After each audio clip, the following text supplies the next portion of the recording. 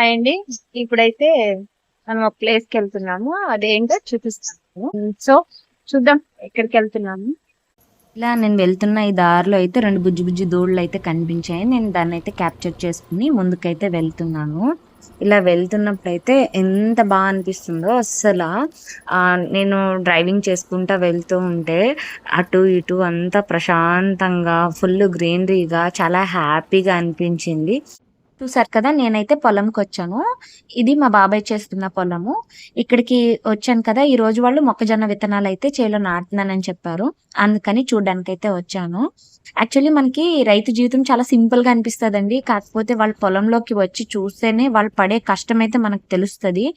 పొలం సిద్ధం చేసుకోవడం నుంచి విత్తనాలు ఎంచుకోవడం, నీరు పెట్టడం, కలుపు తీయడం, పంట కాపాడుకోవడం ఇలా ప్రతి దశలోనూ ఆయన చాలా కష్టపడతా ఉంటాడు.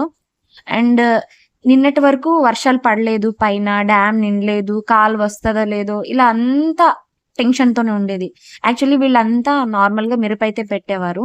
ఇప్పుడు కరెక్ట్‌గా టయానికి మనం ఇది చేయగలమా? పెట్టుబడి తట్టుకోగలమా? ఇవన్నీ ఆలోచించుకొని మొక్కజొన్ననైతే నాటుతున్నారు కొంత మేరకు.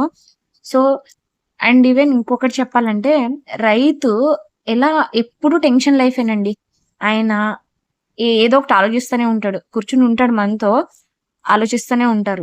ఎలా అంటే వాతావరణం సహకరిస్తుందా? వర్షం పడుతుందా? పంటకి ఎలాంటి తెగుళ్ళొస్తే ఎలా మేనేజ్ చేయాలి?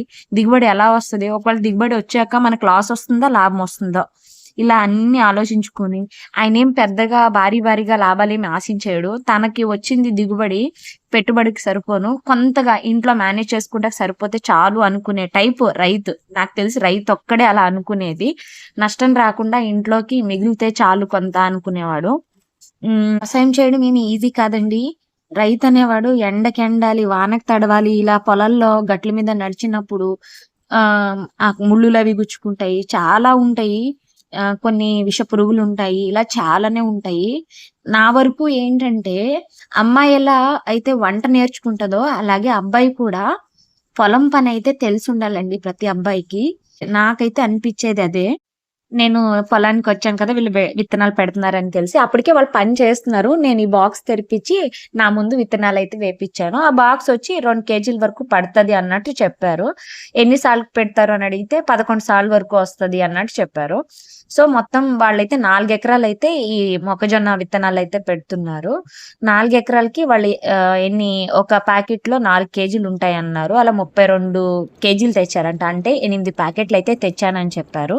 సో, ఇక్కడ ఇలా అయితే పోపిచ్చాను నేను. ఇది మాన్యువల్ వీల్ అన్నమాట. ఇది సీడింగ్ పెట్టేకి, అంటే మొక్కజొన్న విత్తనాలు పెట్టే మిషన్ అంట. మాన్యువల్ మిషన్ ఇది. యాక్చువల్లీ వీళ్ళు మొక్కజొన్న విత్తనాలు పెడుతున్నారు అని చెప్తుంటే నేనేదో ట్రాక్టర్‌తో ఉంటదేమో మిషన్ అలా పెడతారేమో అనుకున్నాను. వచ్చాక ఏది ట్రాక్టర్ లేదు, మిషన్ లేదు అంటే ఇదేనమ్మా హ్యాండ్ మిషన్ అని చెప్పారు.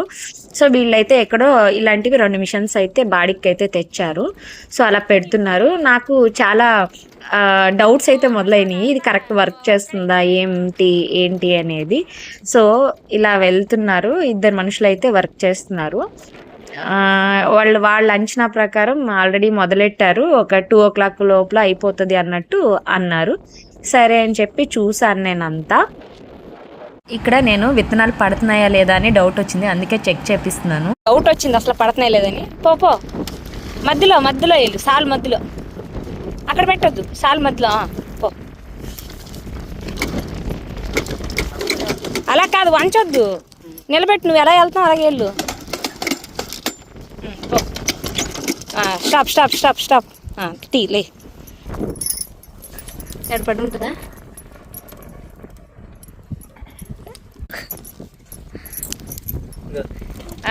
చాలా లోపలికే ఉంది.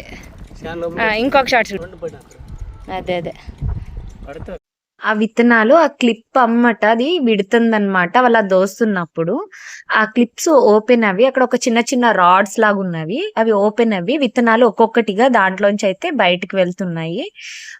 సో, అది విడుతున్నప్పుడు కూడా మనకి సౌండ్ టక్క టక్క టక్క అని వినిపిస్తుంది. అలా పడుతుంది. సీడ్స్ కూడా బాగానే లోపలికి అయితే పెట్టింది. ఒక్కొక్క చోట ఒక 2 విత్తనాలు కూడా పడుతున్నాయి, కానీ ఒక్కొక్క చోట అయితే బాగా పడుతున్నాయి.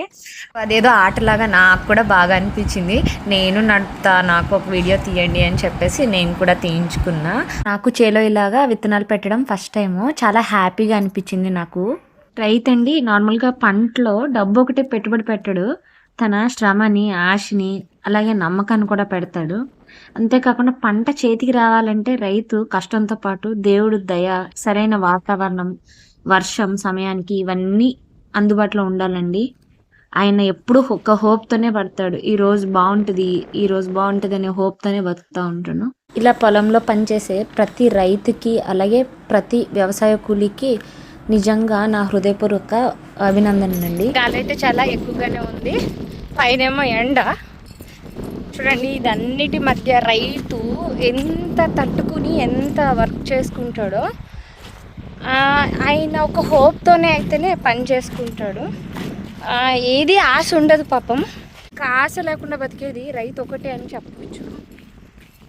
ఆయన తనకేం కావాలో తను ఉంచుకుని, తనకు వచ్చేదానికి ఎంత వస్తే అంత లాభం వస్తే చాలు అనుకుంటాడు. లాస్ అయితే కాకూడదు అని అనుకుంటూ ఉంటాడు. అందరి కడుపు నింపేది ఆయనే. నిజంగా ఆయన లేకపోతే ఒక్కసారి ఊహించుకోండి, రైతు అనేవాడు లేకపోతే ఎంత కష్టము. అందరూ చదువుకుని అందరూ వర్క్స్ అవి ఇవి చేసుకుంటూ ఉంటే, ఇలా రైతు పని చేయడానికి కొంతమంది అయితే కష్టంగా కూడా అనుకుంటూ ఉంటారు. ఆ రైతే లేకపోతే ఒక్కసారి ఊహించుకోండి, ఎవరైతే పండించేవాళ్ళు లేకుండా తినేవాళ్ళం ఒక్కటే ఉంటా ఉంటే నెక్స్ట్ ఏంటి మన పరిస్థితి. సో నిజంగా నా హ్యాట్స్ ఆఫ్. ఆయనకి మనం ఎప్పుడు రుణపడి ఉండాలి. నిజం చెప్పాలంటే అందరి రైతులకి నా ఏమంటారు కదా, హార్ట్ ఫుల్ ఆఫ్ థ్యాంక్స్ చెప్తున్నాను నేను. అండ్ మీ యొక్క ఈ ఎండాకొండకి పని చేస్తారు కదా మీరు, ఎవరైతే ఎండాకొండకి పని చేస్తారు, మీ మీ మీ ఏవైతే నీడ్స్ ఉంటాయో అవి తీర్చుకుంటూ మాకు ఏవైతే నీడ్స్ ఉంటాయో వాటి కోసం మీరు ఎప్పుడు పరిగెడుతూ ఉంటారు. సో నిజంగా అందరి తరపున నా హార్ట్ ఫుల్ ఆఫ్ థ్యాంక్స్ మీకు, మీ అందరి రైతులకి. నేను కూడా ఒక రైతు వారి కుటుంబంలో నుంచే వచ్చాను.